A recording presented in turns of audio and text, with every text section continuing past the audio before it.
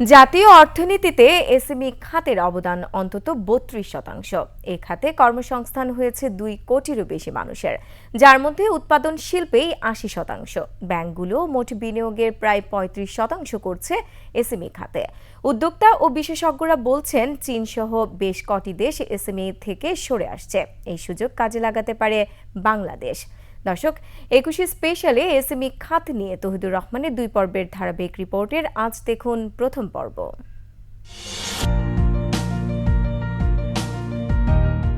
গত ১.৫ দশকের বেশি সময়ে ব্যাপক বিকশিত হয়েছে দেশের ক্ষুদ্র, ছোট ও মাঝারি খাত এমএসএমই। হালকা প্রকৌশল, পাট, চামড়াজাত পণ্য, হস্ত ও কুটির শিল্পের পাশাপাশি বৃহৎ শিল্পের কাঁচামাল উৎপাদনেও গুরুত্বপূর্ণ অবদান রাখছে ক্ষুদ্র, ছোট ও মাঝারি খাত। বিশেষ করে পোশাক শিল্পের ব্যাকওয়ার্ড লিঙ্কেজ অর্থাৎ পশ্চাৎপদ সহযোগ খাত হিসেবে এমএসএমই রাখছে বড় ভূমিকা। উৎপাদনশীল কর্মক্ষেত্রে ৮০% কর্মসংস্থান সৃষ্টি হয়েছে এমএসএমই খাতে। আজকে থেকে ২০-২৫ বছর আগে চায়না প্লাস কনসেপ্ট ছিল, সেই সুযোগটা কিন্তু একসময় ভিয়েতনাম, ক্যাম্বোডিয়া, থাইল্যান্ড, ইন্ডিয়া নিয়েছে। সুতরাং এই যে নতুন যে সুযোগটি এসেছে, আমি অনেক সময় বলি যে বাস আসার মতো, সেই বাসে যদি আমরা না উঠতে পারি, আমরা কিন্তু সেই সুযোগটা হাতছাড়া হবে। হাজার লক্ষ কোটি মানুষকে এমপ্লয়মেন্ট দিতে হলে এসএমই পারে শুধু তাদেরকে প্রপার এমপ্লয়মেন্ট দিতে। তো সুতরাং এসএমই নিয়ে আরও ব্যাপকভাবে চিন্তা করে লক্ষ্য নির্ধারণ করা, তার সাথে সাথে অন্যান্য সব কিছু যেভাবে হবে এগুলিকে ধরে রাখা দিয়েই হবে এসএমইর ডেভেলপমেন্ট। সর্বশেষ অর্থনৈতিক শুমারি অনুসারে দেশে শিল্প খাতের প্রতিষ্ঠানের সংখ্যা ছিল ৭৮,১৮,৫৬৫টি। এর ৯৯%ই কুটির, ক্ষুদ্র ও মাঝারি উদ্যোক্তাদের। সব মিলে এ খাতে জড়িত ২,১০,০০,০০০-এরও বেশি মানুষ।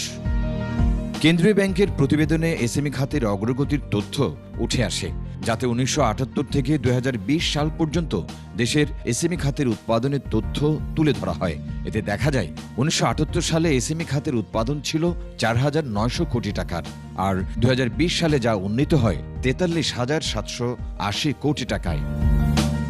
অর্থনীতিবিদরা বলছেন, গোটা দেশে বিদ্যুৎ সুবিধার আওতায় আসার পাশাপাশি সরকারি নীতি সহায়তায় দ্রুত গতিতে বিকশিত হচ্ছে এসএমই খাত। এই এসএমই খাতটা বাংলাদেশের অর্থনীতিতে কত বড় একটা গুরুত্বপূর্ণ ভূমিকা পালন করছে, যদিও পুরোপুরি যে পরিসংখ্যান সেটা দিয়ে এটাকে বোঝানো যাবে না। যে আমাদের ন্যাশনাল যে স্ট্যাটিস্টিক্যাল এজেন্সি বিবিএস, তারা যে হিসাবগুলো করে ওইখানে তাদের সম্পূর্ণ যে মূল্য সংযোজন এবং অর্থনীতিতে কতটুকু ভূমিকা রয়েছে সেটা পুরোপুরিভাবে অ্যাকাউন্টিংটা করছে না, তবে আসলে এটা করা উচিত। যে কোনো দেশের অর্থনীতির অন্যতম চালিকা শক্তি এমএসএমই। ২০৪১ সাল নাগাদ বাংলাদেশকে একটি উন্নত সমৃদ্ধ রাষ্ট্র হিসেবে প্রতিষ্ঠায় এ খাতকে আরও গতিশীল করার বিকল্প দেখছেন না সংশ্লিষ্টরা।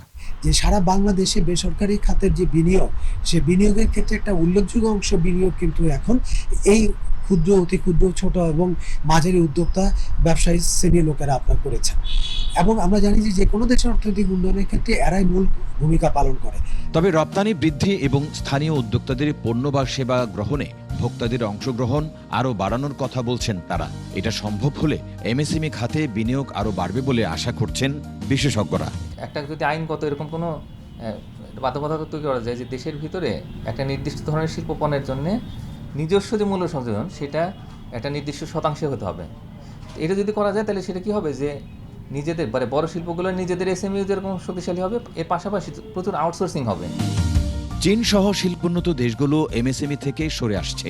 বাংলাদেশি উদ্যোক্তারা এই সুযোগ কাজে লাগাতে পারে। এজন্য এই খাতের বিদ্যমান সব প্রতিবন্ধকতা দূর করা জরুরি বলছেন সংশ্লিষ্টরা। তৌহিদুর রহমান, ২১ টেলিভিশন, ঢাকা।